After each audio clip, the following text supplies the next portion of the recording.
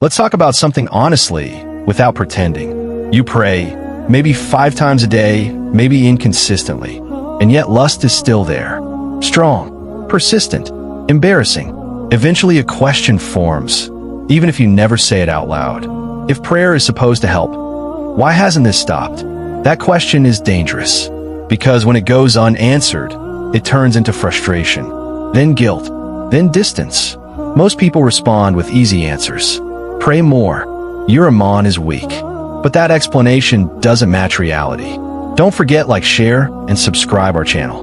Many men who struggle are already praying. And many men who don't pray at all seem numb, distracted, unaware. Their hearts aren't fighting anymore. They've hardened. So the problem isn't that prayer doesn't work. It's that we expect it to do a job it was never designed to do on its own. Until you understand that, you'll keep praying and keep feeling confused. So let's talk about why prayer was never meant to fight lust by itself. Here's the part that quietly messes with you. You pray. You stand, bow prostrate. You say the words. And a few hours later, the urge is back. That's when the confusion hits. Am I doing something wrong? Is my prayer empty? Pause there. The Quran never said prayer would erase desire. It says prayer prevents immorality and wrongdoing. That's a boundary, not a switch. Desire doesn't disappear just because you prayed. Desire is part of how Allah created you. What prayer does is quieter than that. It reminds you who is in charge, even when the urge hasn't left. That's why the Prophet didn't tell young men struggling with desire to only pray. He told them to fast, to discipline the body alongside the soul. That tells you something important. Prayer works on direction. Discipline works on impulse. When you expect prayer to do the job of discipline, you don't become pure, you become frustrated. And frustration is dangerous, because it slowly turns worship into disappointment. Prayer isn't failing you. It's doing exactly what it was meant to do, but it was never meant to work in isolation. So if prayer isn't meant to fight this alone, what is it fighting alongside? Because lust doesn't hit you as a major sin first. It builds in stages. And if you don't recognize the first stage, you'll keep blaming yourself. It starts as a thought. That's where most men lose the battle. It rarely starts with a relapse. It starts while you're doing something normal, and a thought slips in, unwanted. Suddenly your focus is gone. You feel it physically before you even label it. That restless pull, that inner nudge to look again, to stay with it one more second. Your first reaction isn't enjoyment, it's discomfort. Not this again. That moment matters, because this is the stage where care is still alive. You still feel a line inside you. You still know, this isn't where you want your mind to live. And Islam is precise here. The Prophet taught that Allah has pardoned what a person thinks to himself, as long as he doesn't act on it or speak it. Meaning the thought entering isn't the defeat. The defeat is choosing to entertain it. That's why panic is a trap. When you think you've already failed, you stop resisting early. But if the thought still bothers you, that isn't hypocrisy. That's faith still working. The danger isn't that the thought came. The danger is when it stops feeling wrong. That's when negotiation begins. And that's the stage that should scare you, because it doesn't feel like falling. It feels like managing. You're not saying, I'm about to do something wrong. You're saying, I'll just look for a second. I'll just scroll a little. I'm not really doing anything. And for a moment, you almost believe it. You're still trying to hold onto a religious identity, while feeding the urge in small, controlled doses. This is where prayer starts to feel confusing. You can still pray. You can still recite Qur'an. You can still make do. But at the same time, you're quietly training your mind to move in the opposite direction. So a few hours later, your heart feels split, like two versions of you are living in the same body. And this is exactly how Shane works. He doesn't need you to jump off a cliff.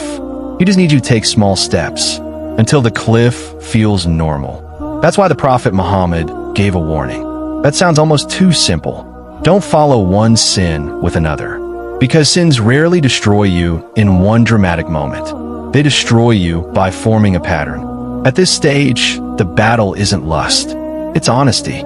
If you keep calling negotiation self-control, the cycle stays alive. But the moment you admit, this is me feeding it, the confusion lifts. You're not healed yet, but you can finally see the doorway. When sin stops feeling serious, pause and be honest with yourself. When was the last time you felt real shame immediately?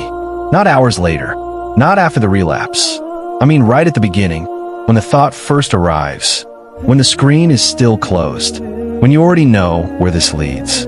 Because if you've noticed that the urgency feels weaker, and that the sense of this is wrong takes longer to appear, that's not small. That's the shift. This is the stage nobody talks about properly. You can still pray. You can still recite Qur'an. You can still look religious from the outside. But inside, the heart doesn't protest the same way. The sin hasn't become all to you. You still know it's wrong. It just doesn't feel heavy anymore. And that is the real danger. Not desire, but numbness. The Prophet Muhammad described this process with terrifying accuracy. When a servant commits a sin, a black spot appears on the heart. If he refrains, seeks forgiveness, and repents, the heart is polished clean. But if he returns, the spot grows until it covers the heart. That hadith isn't only warning you about sin. It's warning you about what repetition does to your reaction. Once the heart gets used to it, you don't fight the urge, you manage it. You schedule it. You normalize it. And when that happens, prayer starts to feel like it's not stopping lust. Because the inner alarm has been trained to stay quiet. So why does it still happen? Even after you understand all this, here's the part that quietly frustrates you. You see the stages now. You know where it starts and where it ends. And yet, it still happens. Which leads to a painful question. If I know all this, why am I still losing? Because knowledge doesn't interrupt momentum. When the urge hits, your mind isn't asking for insight. It's asking for relief. That's why willpower collapses at night. That's why guilt works for a few hours, then fades. That's why promises made after prayer don't survive the next wave. Islam never assumed awareness would be enough. That's why the Qur'an and Sunnah don't say, analyze desire and it will disappear. They give systems, fasting, lowering the gaze, changing environments, interventions that act before the urge peaks. Because lust doesn't respond to logic in the moment. It responds to access. As long as access stays open, screens, isolation, habits, privacy, knowledge just watches from the sidelines. This is the trap many sincere men fall into. They keep adding understanding, while leaving the door wide open. So the issue isn't ignorance. It's that the system around you still feeds the urge. Faster than awareness can stop it. And until that system changes, knowledge will always arrive a few seconds too late. If there's one thing this message was never meant to do, it's convince you that prayer is weak. Prayer is not weak, and your struggle is not proof that it isn't working.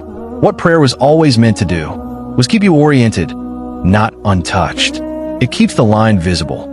It keeps the heart from fully surrendering. It keeps you sensitive enough to feel the weight when something is off. And that's why the struggle hasn't disappeared, because the heart is still awake. But Islam never asked you to fight desire with awareness alone. It never told you to stand in the fire and just be strong. It gave you systems, boundaries, timing, discipline, ways to reduce access before desire takes the wheel. So if you're praying and still fighting lust, that doesn't mean you're fake, broken, or failing. It means prayer is doing its part. And now you're responsible for doing yours. Not with slogans, not with shame, but with structure. And here's the part people forget to say. The fact that this still bothers you, the fact that you haven't fully normalized it, is not a sign of hypocrisy. It's a sign you haven't given up. So don't turn confusion into distance. Don't turn struggle into self-hatred. And don't expect one act of worship to replace an entire system of discipline. Prayer was never meant to end a battle. It was meant to keep you facing the right direction while you fight it properly. If this reached you at a moment you needed it, leave a simple dua. Ya Allah, strengthen me where I am weak. You never know who might say Ameen with you. Until then, keep praying, keep restructuring, and don't let a real struggle convince you that you're not sincere. Assalamu alaikum wa rahmatullahi wa barakatuh.